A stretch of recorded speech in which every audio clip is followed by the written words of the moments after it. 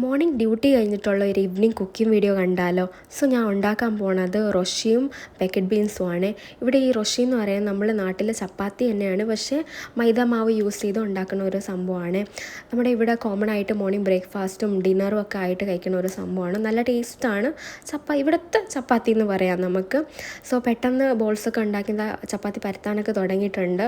ചില സമയത്ത് എനിക്ക് നല്ല സർക്കിളൊക്കെ വരും കേട്ടോ. ചില സമയത്ത് ചില രാജ്യത്ത് മാപ്പ് കണക്ക് വരാനുണ്ട്. എന്തായാലും പിന്നെ ബേക്കഡ് ബീൻസ് റെഡിയാക്കാൻ വേണ്ടി ഉള്ളിയൊക്കെ അത് അരിഞ്ഞെടുക്കുന്നുണ്ട്.